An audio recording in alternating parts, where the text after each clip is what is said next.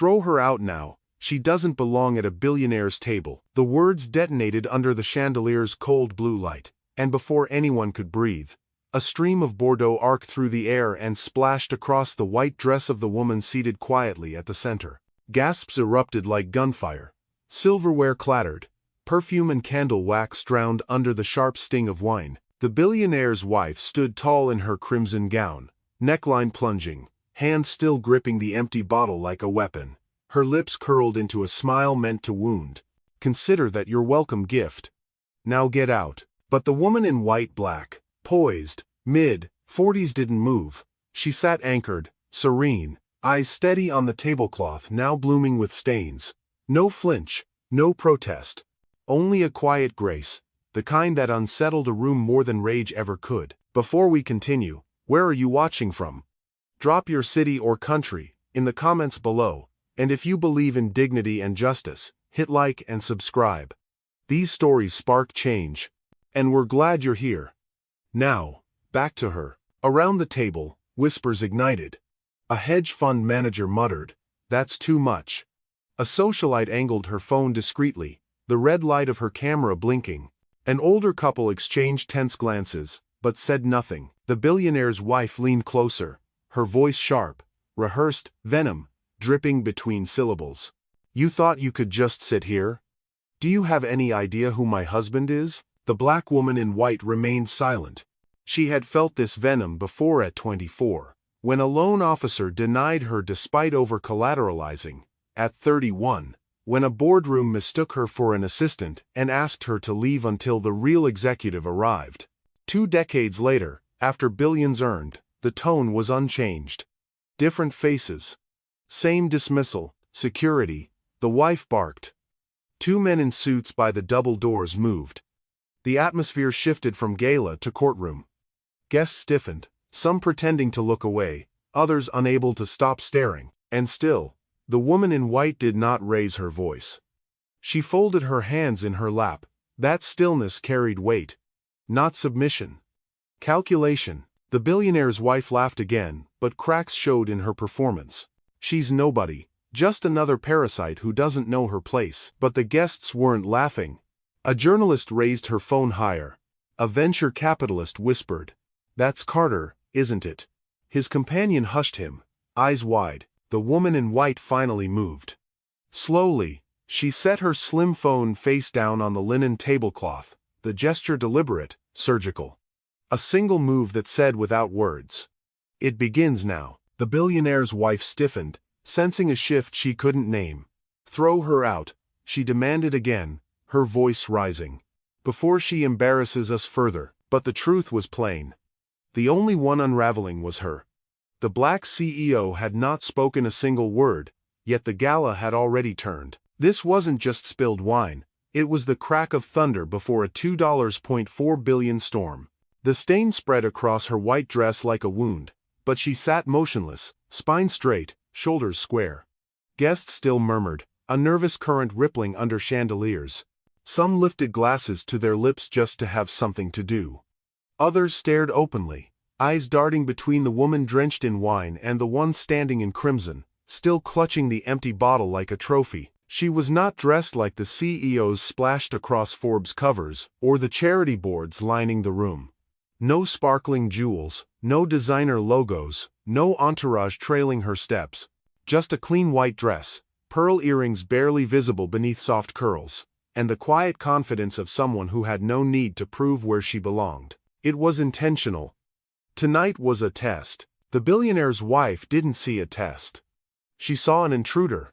She leaned closer, lips curling. "Look around you, this is the seat of power. And you're nothing but a guest who overstayed her welcome." The black CEO didn't answer. Instead, she dabbed at her sleeve, with the same calm she carried at 23, when her first real estate commission was withheld until she proved the check was hers. The same calm at 29, when a corporate recruiter told her she was too urban for an executive role. And the same calm now, decades later, as Bordeaux dripped from silk onto marble. A young journalist standing near the bar pressed record. The red dot blinked alive, tiny but unignorable, marking the moment. At another table, A private equity investor whispered to his partner, "That's Carter. I swear it." His partner shook his head, unwilling to believe what was unfolding in front of the cameras and the crowd. The wife's voice cut again. "Security. Why are you standing there? Get her out. She doesn't belong in this ballroom, not at my table." The two men in suits hesitated. Their orders were clear, but so was the shifting air. Guests weren't laughing anymore. Some frowned. Some leaned back, arms crossed, waiting to see if justice would step forward. The CEO glanced at the guards, then back to the wife. She didn't plead. She didn't explain. She simply placed her slim phone back onto the linen, screen dark, face down.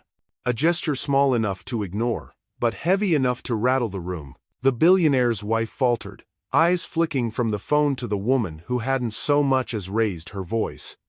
She masked it with another insult. "She's nobody. A fraud. A parasite in borrowed silk." But the words no longer echoed the way she intended. Instead of laughter, silence followed. The silence of people realizing they were watching something wrong, something larger than spilled wine. A young server froze near the champagne tower, hands trembling, watching the woman in white hold her ground. He wanted to speak, to say he'd checked the guest list that morning and seen her name, but his manager's glare pinned him down. So he stayed still, the truth burning on his tongue. At the head of the table, the billionaire himself had yet to arrive. The wife held the floor alone, wielding her last weapon: humiliation. But humiliation only works if the target bends, and the black CEO had no intention of bending. She finally moved. She lifted her chin, eyes scanning the room, not the wife. Every face, every whisper, every phone half raised. She saw them all. And then, calmly, she said her first words of the night. "Enjoy this moment. Because it will be your last one holding power over me." Gasps again. Not from shock of volume, her voice was steady, even soft, but from the weight of certainty beneath it. The wife tried to laugh, brittle, desperate. "You think you have power here." She gestured broadly to the chandeliers, the crystal glasses, the velvet chairs. "This is our world. And you? You're just a guest we allowed inside." The CEO's lips curved into the faintest smile. She didn't reply. Not yet. She let the silence grow until the ballroom itself seemed to lean closer, waiting. Across the room, a tech entrepreneur in his 30s whispered into his phone, live streaming quietly. "You don't understand," he told his unseen audience. "This isn't just drama. Something big is about to break." The crimson-dressed wife slammed her empty glass onto the table. "Get her out," she barked again, voice cracking under its own weight. "Now." But the guards didn't move. Not yet. Their eyes had shifted too, drawn not to the woman shouting, but to the one who hadn't spoken until now. The one who sat drenched in wine but unbroken. And the storm gathering in that silence was about to change the night forever. The billionaire's wife wasn't finished. The wine dripping down silk hadn't satisfied her. Humiliation never does. She leaned closer across the linen, her perfume sharp, her voice sharper. "Do you know what it takes to sit here?" she hissed. "Legacy. Money older than you. This isn't a seat you can buy with a pretty card and a rented dress. This is bloodline."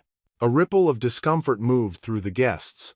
Some shifted in their chairs, others raised phones higher, pretending to check notifications but catching every word. The black CEO didn't answer.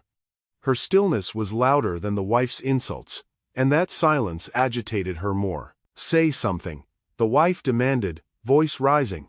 "Oh wait, you can't, because you don't belong. You never did." She turned toward the crowd, eyes searching for agreement. "Look at her. She thinks she can sit with billionaires. She thinks she's one of us. She's not." From the corner of the ballroom, a voice whispered, caught faintly by a phone mic. "Then why does she look more composed than you?" The wife's head snapped toward the sound, but no one admitted it. Too many phones were recording now. Too many eyes were watching. She waved her hand furiously at the guards again. "Remove her. Do your job." The men stepped forward, hesitation fading under command. One reached for the CEO's chair. The room tensed, the air heavy. Guests froze, wine glasses mid-air. The black CEO didn't flinch. She let them approach, Let the whole gala watch the spectacle build. Then she lifted her hand. Calm, deliberate, stopping the guard without touching him. Her phone still rested face down on the table. Silent but waiting. The billionaire's wife sneered. What? Going to film me? Going to cry for sympathy online? Pathetic, but the younger guests weren't laughing. One woman in emerald leaned forward, voice low but cutting. She hasn't cried once. You're the only one raising your voice. Murmurs rippled. The balance was shifting. For the first time, doubt cracked the wife's mask. She straightened, chin high, but her eyes betrayed the nerves beneath. You don't know who you're up against. She spat, each word sharper than the last. My husband runs this city. One call and you disappear. The CEO finally tilted her head, gaze steady, voice quiet enough that the silence had to stretch to catch it. Then make the call. And see who answers first. Gasps again, louder this time. A phrase that wasn't loud, but landed like a gavel. Phones captured it from every angle, the sentence already a headline waiting to erupt. The guards hesitated once more. The billionaire's wife clenched her fists, trembling in fury, but behind her, the gala itself had shifted. Guests no longer saw a woman trespassing. They saw a woman being targeted. And the judgment was turning fast. The guards froze mid-step, caught between the wife's fury and the woman in white stillness. Her words hung in the air like a verdict. Then make the call. And see who answers first. The silence that followed wasn't empty. It was electric. Charged with a weight the wife couldn't see but everyone else could feel. The billionaire's wife laughed, brittle and thin. Cute line, she scoffed, waving her hand like she could brush it aside. But words don't buy you respect. They don't buy you the seat. She gestured to the velvet chairs, to the chandeliers, to the crystal glasses clinking faintly in nervous hands. Power does. And you don't have it. The black CEO didn't rise to meet her. She didn't argue, didn't try to shout over her. Instead, she adjusted the napkin in her lap, smoothing the linen as if this were any other dinner. The act was small, but the message was large. Your insults don't touch me. Her silence cut deeper than any retort. Guests leaned in unconsciously, waiting for her to break, to defend herself. But she didn't. She let the weight of restraint do what fury could not. The wife's smirk faltered.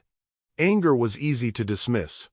Dignity wasn't. At the far end of the table, a young banker whispered to his colleague.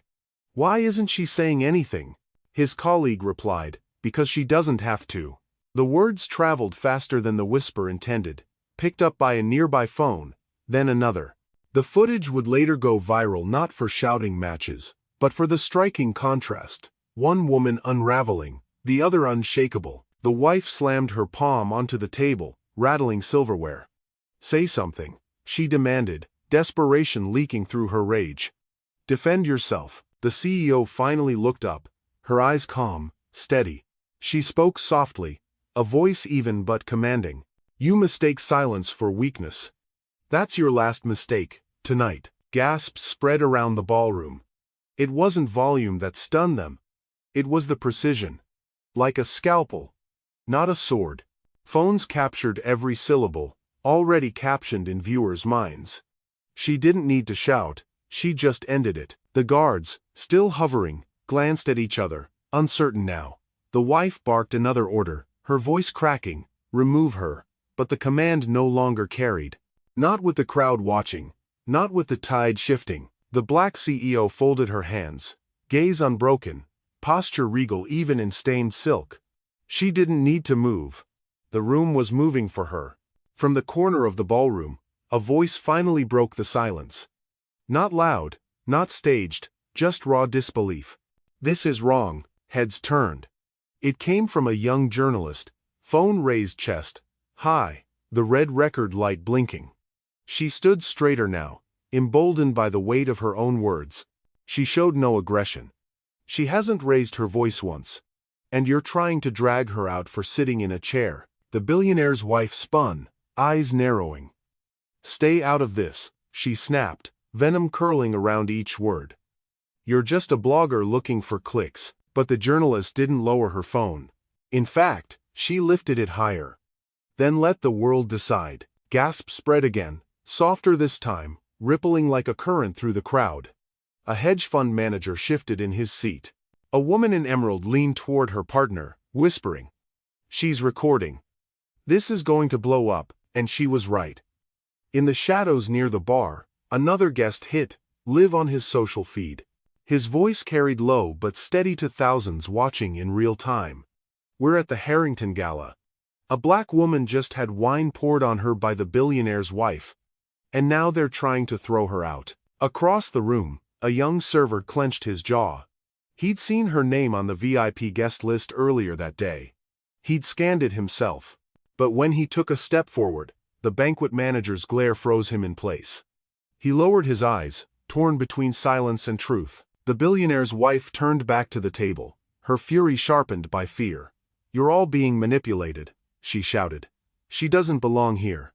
She forged her way in. But now, murmurs spread openly.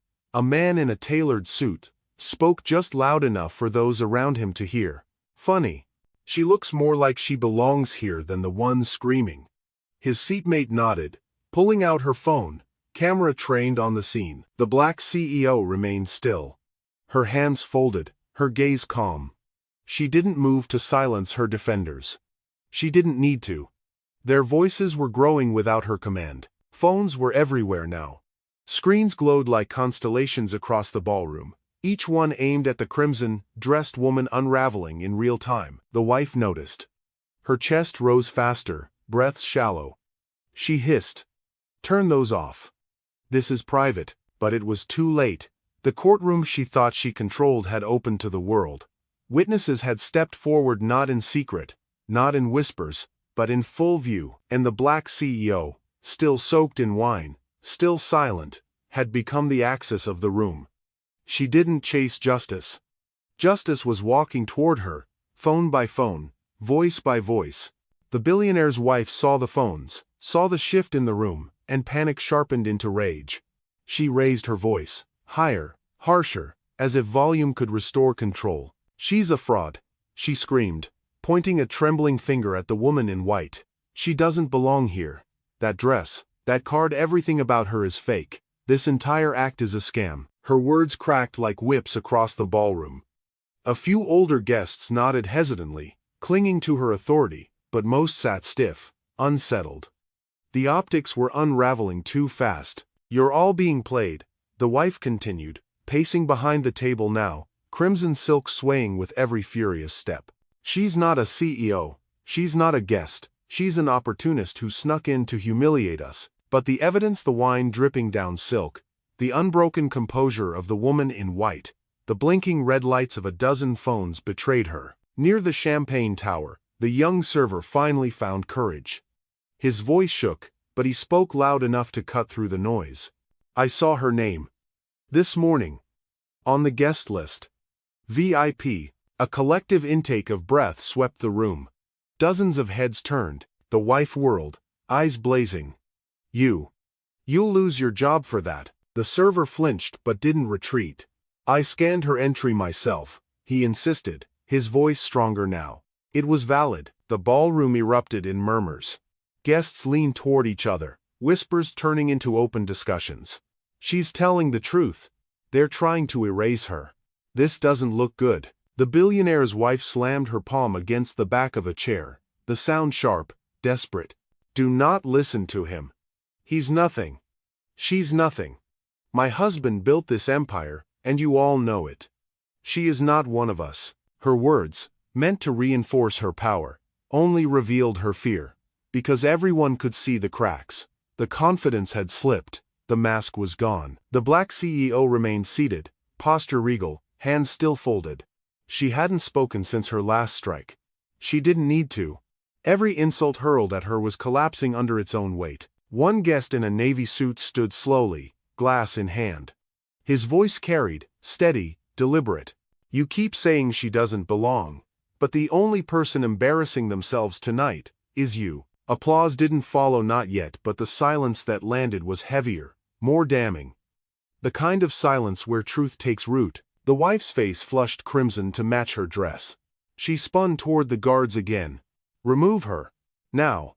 Before this gets any worse." But the guards hesitated, eyes flicking to the crowd, to the phones raised like witnesses in a trial. To act now would be to step into history, and no one wanted their face recorded on the wrong side of it. The CEO finally looked up again, eyes meeting the wife's with calm, measured certainty. And though she didn't speak, her silence said it all. You've already lost this room. The crimson-dressed wife's chest heaved, fury mixing with humiliation as the murmurs of the crowd grew heavier, less forgiving. Her painted smile cracked into something sharper, uglier. And then, with a sudden lunge of authority, she pointed directly at the woman in white. Enough. Drag her out. Now, I don't care if you have to carry her. She is not staying another second in this room. The order sliced through the gala like a blade. Gasps ricocheted under the chandeliers. The two guards stiffened, caught between the command and the sea of phones still recording. But slowly, reluctantly, they moved. Guests shifted in their seats. Some leaned forward, anxious. Others pulled back as if to distance themselves from the ugliness unfolding. A man at the far table whispered, "She's really doing this, in front of everyone." His companion whispered back, "And it's all being streamed." The black CEO didn't move. She stayed seated, hands folded, gaze calm, silk dress still damp with Bordeaux. As the guards approached, her poise only grew heavier, more anchored. The stillness of someone who had seen this play before, and who knew how it ended. The wife leaned closer, venom dripping from every syllable. "You've embarrassed yourself enough.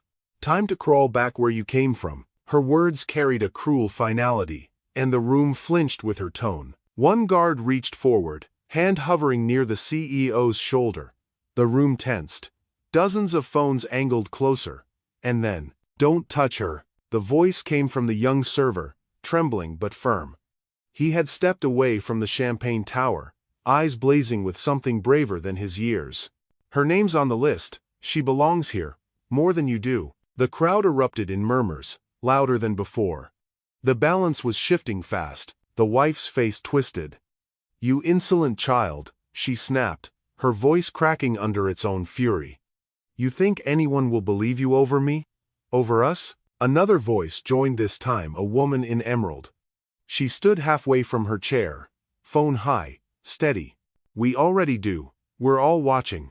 And so is everyone out there." She gestured toward the glowing screens, scattered like stars across the ballroom. The guards froze again, their hesitation now undeniable.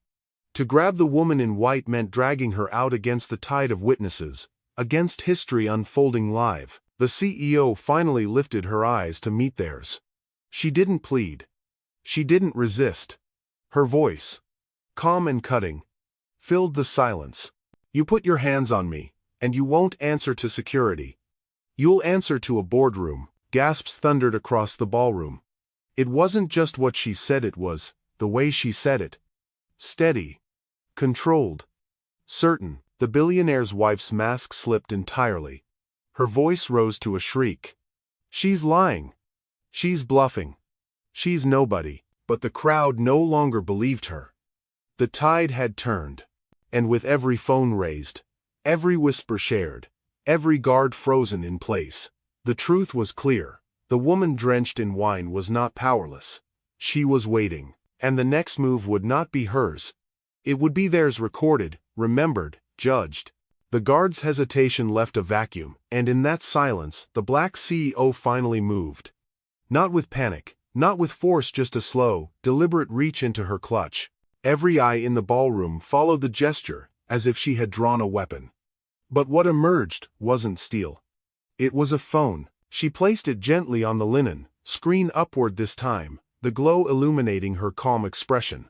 Then, with one quiet tap, she lifted it to her ear. A voice answered instantly. Clear, professional, prepared. "Yes, ma'am." The room stilled. The wife's eyes narrowed. "Who are you calling?" The CEO's voice was low, controlled, audible enough for every mic and camera. "Log this incident. Mark the time. Begin the record." Gasps fluttered through the ballroom. She wasn't asking for help. She was initiating a process, as if every insult, every drop of wine, every order to remove her was now evidence in a larger case. On the other end, the assistant's voice was crisp. "Confirmed. Protocol initiated. Do you want me to escalate to legal? The CEO's eyes stayed locked on the wife. Stand by. Keep documenting. Every word. The wife's face blanched, then flushed red again. She snapped, desperate to regain control. Don't play games.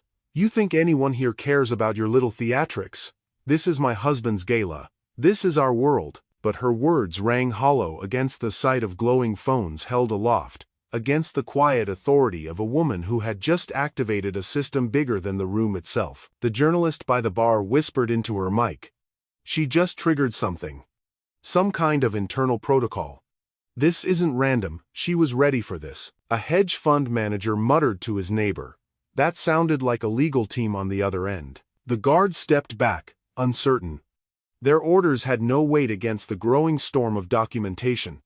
Against the idea that every second was now logged, preserved, and weaponized. The CEO lowered the phone slightly, still on the call, but her eyes never wavered. She spoke again, softly, but her voice carried across marble and velvet. You thought humiliation would silence me. Instead, you've just made this official. The wife scoffed, though her voice trembled.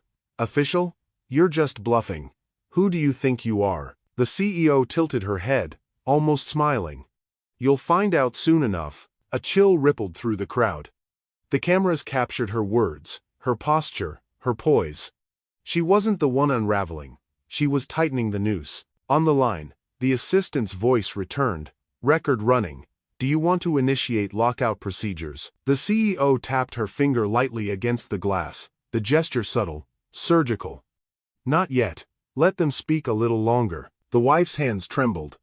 She tried to laugh, high-pitched, brittle. All this over a ruined dress? You can't be serious. But the room already knew it wasn't about the dress.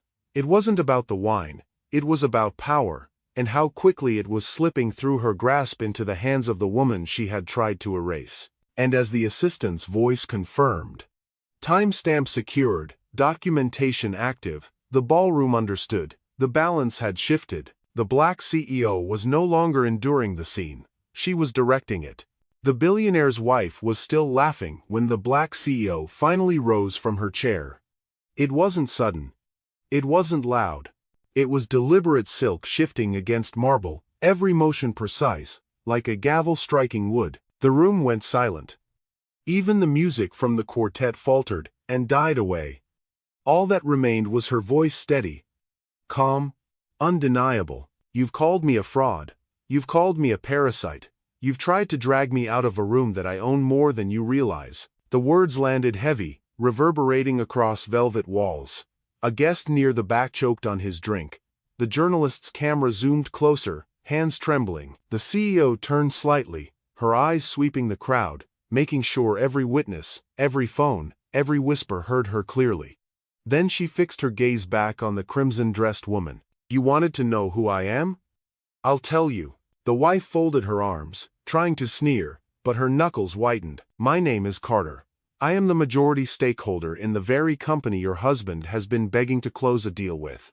A deal worth $2.4 billion. Gasps detonated like fireworks. The crowd erupted into murmurs, disbelief mixing with awe. A man near the stage muttered, "Oh my God." A woman clapped her hand over her mouth. Phones shook as they captured every syllable. The wife's smile collapsed. She stammered, That's impossible. You can't." But the CEO cut through her denial, her voice sharper now, though still measured. "Check the records. My name sits above every board member on that contract. This gala, this negotiation, this table, they belong to me. Not to you." The silence after her words was deafening. It wasn't emptiness, it was recognition. Guests shifted, eyes wide, realizing they hadn't just witnessed humiliation. They had witnessed history tilt on its axis. The CEO glanced down at her phone, still connected. "Did you log that?" Her assistant's voice, crisp, unwavering. "Confirmed. Statement recorded. Witness logged." The CEO lifted her chin. "Good. Now the world knows." The wife stumbled back half a step, face pale despite the crimson glow of her gown. For the first time, she wasn't commanding the room. She was cornered by it, and in that instant, every guest knew The power had just changed hands. The revelation cracked the ballroom wide open. Gasps turned into chaos. Chairs shifted, glasses tipped, voices collided in disbelief. Guests who had been silent now erupted in chatter, some fumbling to confirm the name on their phones, others whispering frantically to their partners. The truth wasn't just shocking, it was undeniable. One man in a navy suit muttered, "Carter. She's that Carter." His date nodded slowly, eyes wide. The Carter Group. Hospitality, tech, real estate. She built all of it. The guards, once prepared to drag her out, froze where they stood. Their hands fell back to their sides, their eyes darting nervously between each other. To touch her now would mean destroying their own careers live on dozens of screens. The young server who had spoken earlier looked vindicated, his chest rising with pride. He glanced at the journalist, who whispered into her mic. "It's confirmed. She's not just a guest, she's the dealmaker. She owns the table they tried to expel her from." The billionaire's wife stumbled, her hand gripping the back of a chair to steady herself. The crimson gown that had once commanded attention now clung to her like a mark of shame. She stuttered. "She's lying. This is some trick." But no one believed her anymore. The crowd shifted physically, subtly, forming an invisible barrier between the CEO and the wife. Guests turned their bodies, their gazes, their attention all shielding the woman who had endured in silence, and now stood in power. Phones tilted upward, not to the wife but to Carter. Every lens became an ally, every livestream a megaphone. The guard stepped back, almost retreating into the shadows, as if afraid their uniforms alone might tie them to the wrong side of history. Even the string quartet, silent since the first outburst, sat with instruments lowered, their eyes fixed on the unfolding trial. And the wife, stripped of her authority, found herself utterly alone. The friends who had laughed with her minutes earlier now kept their eyes on the tablecloth, unwilling to be associated with her downfall. The allies she'd counted on were evaporating in real time. She tried once more, her voice thin, desperate. "You don't know my husband. He won't allow this." But the words landed weak, lost against the tidal wave of recognition filling the ballroom, because everyone understood. This wasn't about her husband anymore. It was about the woman who had been drenched in wine and humiliation, and who now commanded the room without raising her voice. The verdict was unspoken, but clear. The billionaire's wife had lost. The black CEO had won, and the night was no longer hers to control. The ballroom was still trembling from the reveal when the black CEO raised her phone once more. She didn't need to shout over the crowd. The silence followed her, like gravity bending the room toward her will. She spoke clearly, her words measured. "Escalate protocol. Effective immediately. Terminate negotiations with Harrington Holdings. Cancel the $2.4 billion deal." The air cracked. Guests gasped, some covering their mouths, others fumbling to capture the exact words on camera. The billionaire's wife staggered back, her grip on the chair slipping. No, you can't. That deal feeds our investors, our board." But the CEO cut her off, her voice calm but absolute. "Your board answers to me. And as of this moment, your deal is gone." On the other end of the line, the assistant's voice was steady, clinical. "Understood. Termination in process. All access points locked. Contracts voided. Notification to stakeholders sent." The wife's eyes widened in horror. "You wouldn't." But she already had. Across the room, murmurs surged like a rising tide. "She canceled it. $2.4 billion, gone. Did we just watch a company collapse in real time?" The CEO lowered her phone, gaze fixed on the trembling woman in crimson. "Power isn't about shouting across a table. It's about deciding who still has one. Tonight, you lost yours." The wife's face drained of color. She stumbled toward the guards, but they stepped back, refusing to meet her eyes. She turned desperately to the guests, but found only stares cold, curious, pitiless. No ally stepped forward, her voice cracked. "You can't do this.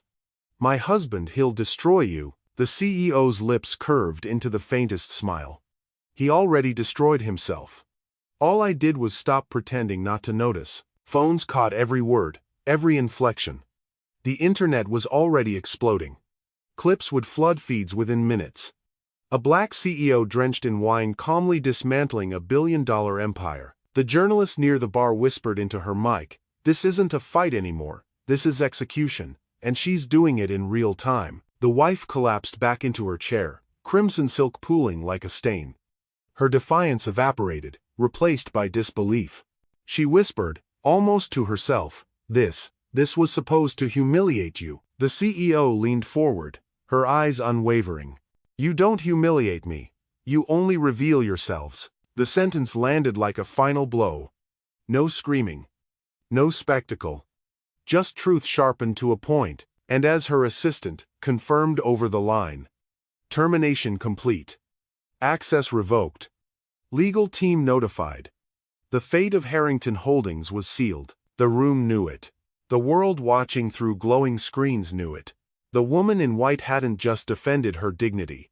She had dismantled their empire with a single decision. The ballroom had gone silent again, but this time the silence wasn't born of tension. It was awe. The billionaire's wife sat collapsed in her chair, her crimson gown now looking less like triumph and more like a warning flare burning out. Around her, the guests stared, their phones still raised, their faces reflecting the reality they had just witnessed. A dynasty undone in minutes. The black CEO placed her phone back into her clutch, slow and deliberate, like closing a case file. She stood straighter, Bordeaux stains still across her dress, but now they looked less like shame and more like battle scars, proof of what she endured, and what she overcame. Her eyes swept the room, not rushing, meeting faces one by one. Guests who had whispered against her lowered their gazes. Those who had filmed her now held their devices steady, reverent, unwilling to miss a word. She spoke softly, but every corner of the ballroom heard her. Power isn't proven by pouring wine on someone weaker. Power is proven by what survives the stain. The words echoed in velvet silence. A murmur of approval rolled through the crowd. Some even clapped, hesitant at first, then louder, like thunder finding its rhythm. The billionaire's wife flinched, her face pale, her lips trembling with words that never came. She wasn't the center of the room anymore. She wasn't even in it. The CEO gave the smallest nod to the young server who had spoken up, to the journalist still recording, to the guests who had found courage in the moment. Then she turned back to the wife, her final words clean, sharp, impossible to forget. "I don't need to record this moment. I am the result of it." The applause broke fully now, unrestrained. Some guests rose to their feet, others slammed their hands on tables, and the wave of sound crashed over the humiliation that had started the night. Phones captured the standing ovation, already bound for millions of screens. The CEO lifted her chin, let the noise wash over her, then walked toward the exit, calm, unhurried, every step claiming the space she'd already owned. Behind her, the wife sat in ruins. Ahead of her, the world was waiting, and in between, justice had been served quietly, completely, without a single raised voice.